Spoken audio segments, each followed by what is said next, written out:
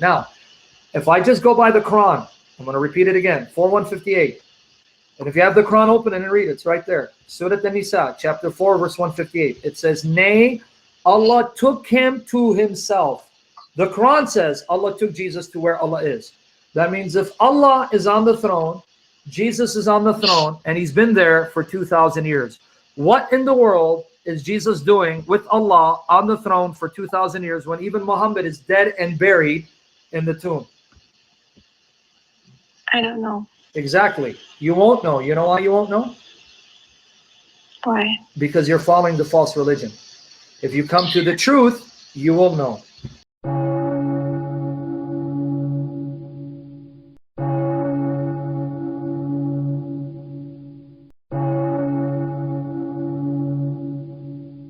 In fact, I'm going to give you some more questions. I'm not debating you. And if you don't have an answer, it's okay. I want you to think about it. You know, Okay. the only woman mentioned by name in the entire Quran is Mary, the mother of Christ, right? Maryam. Yes. And you know that in Surah Al-Imran, chapter 3, verse 42, it says that Maryam is the greatest woman, that Allah preferred her and purified her and chose her above all women, right? Yes. And you know, according to Sahih Bukhari and Sahih Muslim, it says, according to your prophet, this is the tafsir, the exposition, the interpretation of chapter 3, verse 36, where Mary's mother prayed to Allah, and he goes, I entrust her and her offspring. I entrust Mary, my daughter, and her offspring to you to be protected from the accursed Satan. And then Sahih Bukhari and Sahih Muslim state that your prophet said that Satan pricks all the children of Adam when they're born, except Mary and her son. Yeah. You know that, right? Yeah. Okay, so now follow me. Mary and Jesus are the only human beings Satan could not touch, but that means he touched your prophet. Mary and Jesus are the only human beings in the Quran said to be pure and sinless. Mary is the only woman mentioned by name in the entire Quran. Not even your prophet's mother or his wives or the wives of anyone or the mothers of anyone are mentioned. Mary is the best woman Allah made. Mary has an entire chapter named in her honor. So my question to you, why is Mary so honored? Pure, like her son is pure. The only woman mentioned by name, has an entire chapter named in her honor. The greatest woman Allah created. What makes her so special?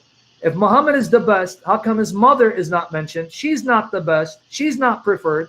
And according to Sahih Muslim, she's in hell. Who is in hell? His mother? Yes, that's in Sahih Muslim. Yes, I read something that there's some narrations that the prophet cried for his mother. Yes, Sahih Muslim. Yeah. I have it in my articles. Okay. Sahih Muslim, and it says also, in Sahih Muslim. If you look at Noah, or Nu in Arabic, his wife and his son were disbelievers. Good, because they're not as great as Jesus. So what makes Mary great? You're making my point. What makes Mary great? Well, the same thing about her being pure is like how Jesus was created without a father, but then somebody could say Adam was created without a mother or father. So what would make him great? Okay, let me show you why that's a silly argument. Was Adam the first man? Yes. Could he have parents? No. Was Eve the first woman? Yes. Could she have a mother? No, her father. So why was Jesus born of a virgin when it wasn't necessary? He could have been born to human parents. So why was he born of a virgin then? I don't know, but I guess exactly. You don't know, right? Like it's like there's different prophets for different reasons. So none of them that's just have the qualities of Jesus. None of them. Show me in the Quran where someone other than Jesus is said to be pure and his mother pure. Show me that. Show me in the Quran where someone besides Jesus was born of a virgin. Adam and Eve, bad argument, because Adam could not have parents. He's the first man. Eve, first woman. She couldn't have a mother. But for Jesus, he could have been born the natural way, like your prophet was born the natural way, like Abraham. But for some reason, God decides to cause Jesus to be born miraculously, and yet you Muslims don't know why. And then on top of that, the Quran and Hadith call Jesus Kalimat Allah, Ruh Allah, the word of Allah and the spirit of Allah.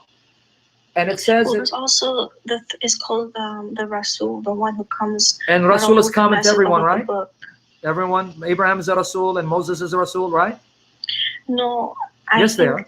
I'm pretty sure that the Rasul is the one who came with the book, like Moses with the Torah, the Injil, the Bible, Jesus, and then the third book. Okay, in Surah An-Nisa, chapter 4, verse 163 and 164, a list of names are given, and they're said to be Rasul, meaning apostles. So what I'm trying to say is, this term Rasul, is it only one person? The Nabi. I think Nabi is the one. Not in Surah An-Nisa. It doesn't say Nabi.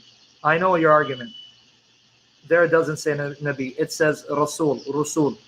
They were given Wahi, and but they were I wasn't sure because I don't speak Arabic, so I didn't know which was Nabi and which is what. That's fine. Nabi means prophet, and Rasul means messenger. But still, you're missing the point. Is there only one prophet, or are there many people called prophets?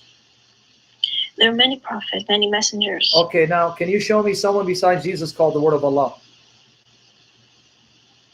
I don't know. There is none.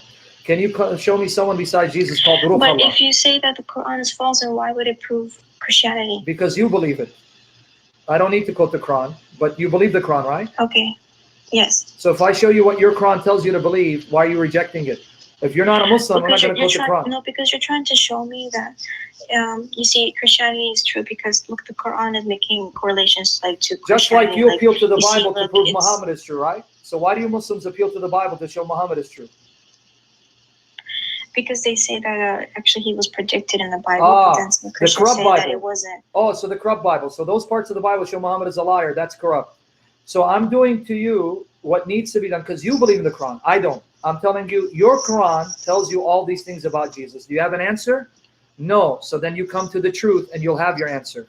I don't use the Quran to prove the Bible. The Bible doesn't need the Quran. The Bible condemns the Quran. But you believe in the Quran. If you're a Hindu, I'll quote your Vedas for you. I'm not going to quote your Quran. Okay. So again, according to your Quran, what makes Jesus so special that he's the only one called the Word of Allah and the Spirit of Allah?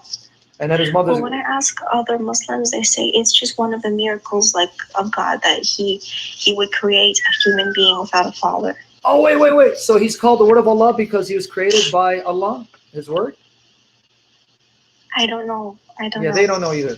Yeah, that's not going to work. That's not going to make sense because that still doesn't explain to me. Of all the people, Jesus is born of a virgin. He's the Word of Allah sent to Mary, a spirit from him. He is pure. Mary is the only woman mentioned by name. She's the greatest of all women. She is poor. And all of a sudden, all of that it's a coincidence. It's just a coincidence. It's just this one individual.